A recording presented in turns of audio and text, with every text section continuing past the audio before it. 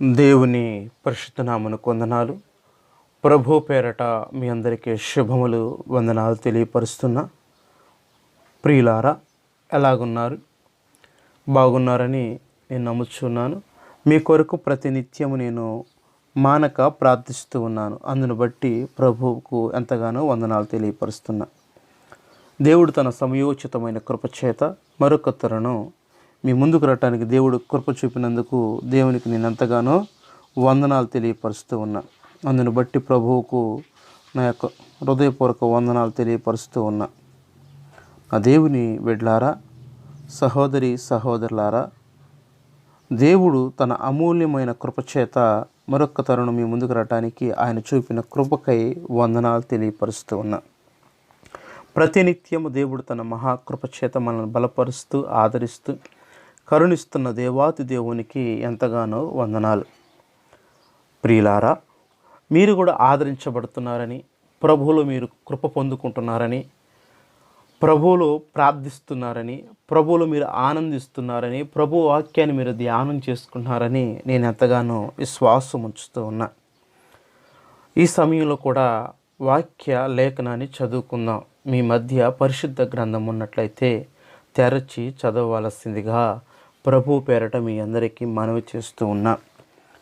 యోహాను సువార్త 11వ అధ్యాయం 36 నుంచి 40 వరకు చదువుకుందాం. యోహాను సువార్త 11వ అధ్యాయం 36 నుంచి 40 వరకు చదువుకుందాం. కాబట్టి యూదులు అతన్ని ఎలాగూ ప్రేమించడో చూడుడని చెప్పుకొనిరి. వారిలో కొందరు ఆ గుడ్డివాని కనులు తెరిచిన ఈయన ఇతనిని చావకుండా చేయలేడా అని చెప్పిరి.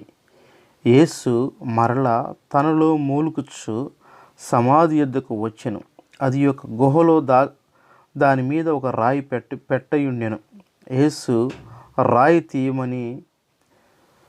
తీయడని చెప్పగా చనిపోయిన సహోదరి అయిన మార్త, ప్రభువా, అతడు చనిపోయి 4 దినములైనది కనుక ఇప్పటికే వాసన కొట్టునని ఆయనతో చెప్పాను. అందుకు యేసు, నీవు నమ్మిన ఎడల దేవుని మహిమను చూతువని నేను నీతో చెప్పలేదా అని ఆమెతో అనెను. ప్రార్థన చేసుకుందాం. మహాపరిశుద్ధుడా, సర్వశక్తిమంతుడా, సర్వాధికారి, మహిమగల దేవుడా, కృపా సత్య సంపూర్ణుడకు దేవా, నీకు స్తోత్రము. నా దేవా, నా ప్రభువా, నీ సన్నిధిని, మా కృపను, నీ ఆత్మను మాకుపై నింపుతున్నందుకు నీకు వందనాలు. అల్పులము అయోగ్యులమైనప్పటికీ ప్రభా, ప్రతినిత్యం మీరు మాతో మాట్లాడుతూ మమ్మల్ని బలపరుస్తూ ఆదరిస్తూ దేవా, నీ కృప కనికరం మాపై నింపుతున్నందుకు వందనాలు. నీ ప్రియ బిడ్డను దర్శించండి నాయన. ఈ సమయమైన వాక్యం వింటున్న ప్రతి బిడ్డను దర్శించండి. వారి జీవితాల్లో కార్యాన్ని చేయండి. వారి హృదయాల్లో ప్రభా నీ వాక్యాన్ని నింపండి. వాక్యమైన దేవా, నీ వాక్యం వారి జీవితాల్లో కార్యం చేసిద్ది నాయన. నీ వాక్యం వారి జీవితాలను ప్రభా ముందుకు నడిపించింది ప్రభా. దేవా, వినుచున్న ప్రతి బిడ్డ సహోదరి సహోదరులందరినీ కూడా ప్రభా కరుణించండి, కటాక్షించమడుగుతున్నా. వారి జీవితాల్లో ప్రభా అద్భుతాలు చేయండి. వారి కుటుంబాల్లో సమాధానాన్ని నింపండి, ఆత్మీయంగా బలపరచండి, కృప చూపండి. ఈ సమయంలో వాక్యం వింటున్న ప్రతి బిడ్డ హృదయాన్ని మీరు సిద్ధపరిచి వారి హృదయాలను ప్రభా అయా నిజ వశము చేసుకోమని, దుష్టుడు ఏ ఆటంకాలు లేకుండా వారి హృదయాలను నెమ్మదినివ్వమని నజరేయుడైన యేసయ్య నామమున అడుగుచున్నాను తండ్రి, ఆమేన్. దేవుని బిడ్డలారా, సహోదరి సహోదరులారా, మరి మనం జ్ఞాపకం చేసుకున్నాం యేసు కన్నీళ్లు విడిచినని, మరియా ప్రభు పాదాల దగ్గర పడిందని, మరియా ప్రభుని హత్తుకుందని, మరియా ప్రభు యొక్క పాదాల మీద పడి తన చింత యావత్తంతా ప్రభు పాదాల మీద పెట్టిందని గడిచిన వర్తమానంలో మనం జ్ఞాపకం చేసుకున్నాం. మనము కూడా మరియ వలె ప్రార్థించాలి. మరియ వలె ప్రభు పాదాల దగ్గర పడ్డప్పుడు ఆయన కృప మనకు దొరికిద్ది, ఆయన సన్నిధి మనకు దొరికిద్దని మనం జ్ఞాపకం చేసుకున్నాం. ఈ దినము కూడా ఈ సమయమును వాక్యాన్ని మనం ధ్యానం చేసుకుంటాం. ఇక్కడ అది జరిగిన సంభాషణ జరిగిన తర్వాత యేసు కన్నీళ్లు విడిచిన తర్వాత, కాబట్టి యూదులు అతని ఎలా ప్రేమిస్తున్నాడంటే లాజరుని, చనిపోయిన లాజరును కూడా ఇంకా ప్రేమిస్తున్నాడు దేవుడు. అందుకు ఆ ప్రజలు అంటా ఉన్నారు, యూదులు ఇతను చూడు అతను ఎలా ప్రేమిస్తున్నాడో, ఆయన చనిపోయిన అతను కూడా ఇంకా ఎలా ప్రేమిస్తున్నాడని వారు ఒకరితో ఒకరు చెప్పుకుంటూ ఉన్నారు. వారిలో కొంత సనుగుడు వచ్చింది. అయితే కొందరు ఆ గ్రుడ్డివాని కనులు తెరిచిన ఏనే అతను చావకుండా చేయలేడని అని చెప్పిరి. నా దేవుని బిడ్డలారా, వాళ్ళల్లో ఒకప్పుడు ప్రభు గుడ్డివాడుని బాగు చేసినప్పుడు సబాతు దినం రోజు బాగు చేశాడని అక్కడి నుంచి ఆయనను ఒక హేళన చేయటం మొదలుపెట్టారు. ఇక్కడ మనం పరిశీలన చేస్తే గుడ్డివాని కనులు తెరిచిన ఈయన ఇతను చావకుండా చేయలేడా, ఈయనకు ఆ శక్తి లేదా, ఆ సామర్థ్యం లేదా అని ప్రభు వారిని హేళన చేయటం, ఆ ప్రజలు వారు ఆయన అనటం మనం గమనిస్తూ ఉన్నాం. నా దేవుని బిడ్డలారా, ప్రభు శక్తి సామర్థ్యం కలిగి ఆయన అనుభవం రుచి చూస్తే మనకు తెలిసిద్ది. రుచి చూడకుండా మనకు తెలియదు. అందుకే రుచి చూడండి యెహోవాను ఉత్తముడని రుచి చూచి తెలుసుకొనుడని అని చెప్పి బైబిల్ గ్రంథంలో వాక్యం లేఖనం తెలియపరుస్తుంది. వీరు రుచి చూడాల, ఆయన రుచి చూడాల. ఆయన రుచి చూడక ఆయన అపహాసం చేస్తున్నారు. ఆయన మాట మీద, ఆయన కృప మీద కనిపెట్టుకుంది ఎవరంటే మరియే. ఆయన రుచి చూసింది కనుకనే ఆయన పాదాల మీద పడది. ఈ సమయంలో యెహోవా ఉత్తముడని రుచి చూసి తెలుసుకుడని దేవుని వాక్యం తెలియపరుస్తుంది. నా దేవుని బిడ్డలారా, ప్రభు ఆ సమయంలో కలవరపడ్డాడు. మరలా ఆయన మూలుగుచూ ఉన్నాడు, ఆత్మలో బాధపడ్డాడు, కన్నీళ్లు విడిచాడు. ఎందుకు కన్నీళ్లు విడిచాడంటే వారన్న మాటల కొరకు కాదు కానీ, వారు చేసిన అపహాసం కోసం కాదు కానీ, దేవుని యొక్క మహిమను అక్కడ కనపరచాలి. దేవుని యొక్క సన్నిధి కృప అక్కడ కనపడాలి. ఈ ప్రజలకు, ఈ మూర్ఖతరమైన ప్రజలకు దేవుని శక్తి ఏంటో తెలియపరచాలి. దేవుని యొక్క సన్నిధి ఏంటో వాళ్ళకి తెలియపరచాలి. దేవుడు ఎంత శక్తిమంతుడు అనేది వాళ్ళకి తెలియపరచాలి. దేవుడు ఎంత అద్భుత కార్యాలు చేస్తాడని వారు కనుగొనాలని ప్రభువు అక్కడ కలవరపడ్డాడు. అయితే ఆ దేవుని బిడ్డలారా, ఈ దినం వాక్యం ఉంటేనే నువ్వు దేవుణ్ణి అంగీకరించకపోతే దేవుడు ఎంత శక్తిమంతుడో, దేవుడు ఎంత కృప కలిగిన దేవుడో నువ్వు యెహోవాను చూచి రుచి చూడి సమయాన. ఆయన ఎంత ఉత్తముడో, ఆయనకి ఎంత శక్తి ఉందో. సర్వ సృష్టిని సృష్టించిన సృష్టికర్త, సర్వమానవాళ్ళని సృష్టించిన సృష్టికర్త ఆయనే అంటా ఉన్నాడు, నేనే పునరుద్ధానమును జీవమునై ఉన్నా, నా యందు విశ్వాసము చనిపోయాను బ్రతుకునే సెలవిచ్చాడు ఆయన. ఆ దేవుని బిడ్డలారా, ఈ సమయాన నీవు ఆయన నమ్మిన ఎడల పునరుద్ధానాన్ని నీకు ఇస్తాడని దేవుని వాక్యం సెలవిస్తుంది. నీలో జీవం నింపుతానని దేవుని వాక్యం సెలవిస్తూ ఉంది. ప్రభు అంటా ఉన్నాడు ఇక్కడ, నా దేవుని జనాంగమా, ఆయన ఆ మాట అన్న తర్వాత ఆ మార్తతో మరియతో అక్కడ కూడుకున్న ప్రజలతో వాళ్ళందరితో అంటున్నాడు, సరే ఆయన ఎక్కడుంచారు అన్నప్పుడు సమాధి దగ్గరికి వెళ్ళి తీసుకెళ్ళిన తర్వాత ఈ రాయిని తొలగించండి, ఈ రాయిని తొలగించండి, ఈ రాయిని తొలగించండి అని వారితో చెప్పినప్పుడు మార్త వచ్చి అంటుందయ్యా, నేటికి నా సహోదరుడు చనిపోయి 4 దినములైందయ్యా, అయ్యా అది వాసన వస్తుందయ్యా, తన శరీరము కంపు కొట్టిద్దయ్యా అని ప్రభుతో మాట్లాడుతూ ఉంది. ప్రభు ఒక మాట సెలవిస్తూ ఉన్నాడు. నిజమే, భౌతికంగా మామూలుగా మనం చనిపోయిన మనిషి 1-2 దినాలు మనం బయట ఉంచితేనే బాడీ స్మెల్ వస్తుంది. మరి ఇతన్ని లాన వేసి మరి చుట్టి లాజర్ను వాళ్ళు కట్లు కట్టి మరి ఆయన శవాన్ని లోన పెట్టారు, బండేశారు, ఊపిరాడదు, గాలి తోలదు అక్కడ.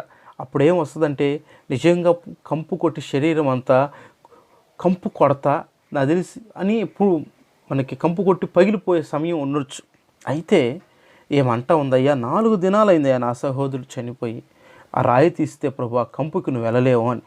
నా దేవుని బిడ్డలారా, గమనిద్దాం, దేవుడు కంపునే బాగు చేయడానికి వచ్చినాడు, మురికి జీవితాలనే బాగు చేయడానికి వచ్చినాడు, పాపపు హృదయాన్ని బాగు చేయడానికి వచ్చినాడు, పరిశుద్ధపరచడానికి వచ్చాడు.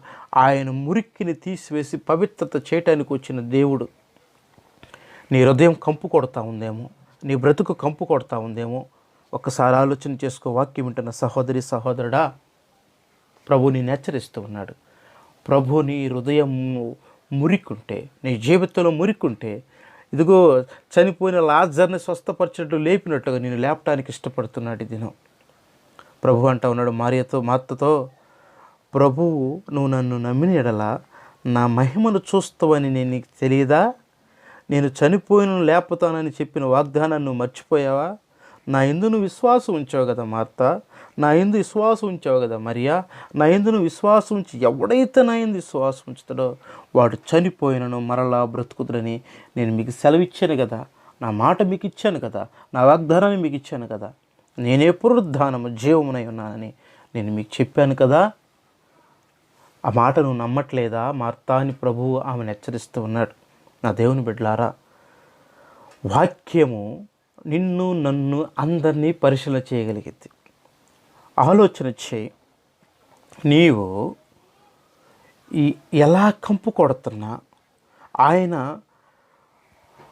ఎంత తేజోమయుడంటే ఆయన తేజస్సును విడిచి ఈ భూలోకానికి వచ్చి పశువుల పాకలో జన్మించాడండి. ఆయన మురికి కొట్టే పశువుల పాకలో జన్మించాడు.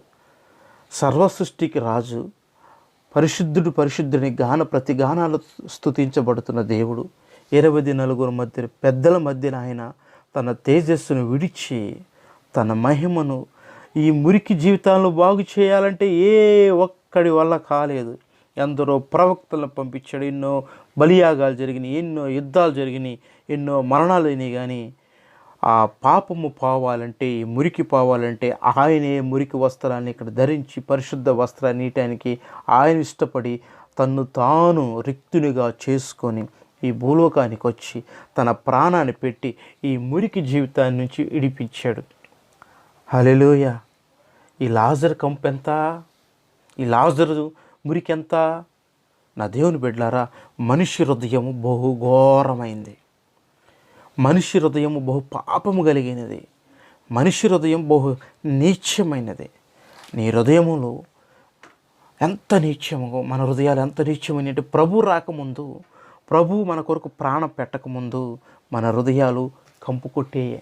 ఈ దినము ఆ మరణం అనే మురికి నుంచి ఇడిపించి నిన్ను నన్ను పవిత్రపరిచి, ఇదిగో సర్వ సృష్టిలో దేవుడు ఆ అధికారాన్ని మానవుడికి ఇచ్చాడంటే ఎంత కృప. ఈ దినము ఇదిగో ఆయన ప్రేమించేవారు ఆయన నిత్య జీవంలోకి నడుపుతానని దేవుని వాక్యం సెలవిస్తుంది. ఈ దినం ఆయన నువ్వు ప్రేమిస్తావా? నా దేవుని బిడ్డలారా, ఆయన ప్రేమించకపోతున్నట్లయితే ఈ దినం నువ్వు ప్రేమించు. ఆయన నీకు జీవాన్ని ఇస్తాడు, నిత్యం ఇస్తాడు, పునరుద్ధానం ఇస్తాడు. ఒకవేళ నువ్వు ఈ దినం ప్రభువుని అంగీకరించి నువ్వు మరణించినట్లయితే ప్రభువు రాకడలో మరలా నిన్ను లేవనెత్తుతాడు, నిన్ను పునరుద్ధానంగా లేపుతాడు, జీవాన్ని ఇస్తాడు, శాశ్వతమైన జీవితాన్ని నీకు ఇస్తాడు. దేవుని వాక్యం సెలవిస్తుంది, మార్తా దేవుని నువ్వు నమ్మిన ఎడల దేవుని మహిమ చూతువని నీతో చెప్పింది లేదా అని ఆమెతో నేను. ఆయన మహిమ కనపరిచేవాడు, నిన్ను నన్ను హెచ్చరిస్తున్నాడు. నమ్మి ప్రతివాడు ఆయన నమ్మికించిన వాడు ఎడల ఆయన కృప ధారాళంగా దయచేసి ఆయన మన కొరకు ప్రాణమే పెట్టాడండి. ఆ కల్వరి శిలువలో మన కొరకు ప్రాణం ఇచ్చాడు. ఆయన నిన్ను నన్ను లేవనెత్తడా? ఆయన పునరుద్ధానము జీవము నేనే.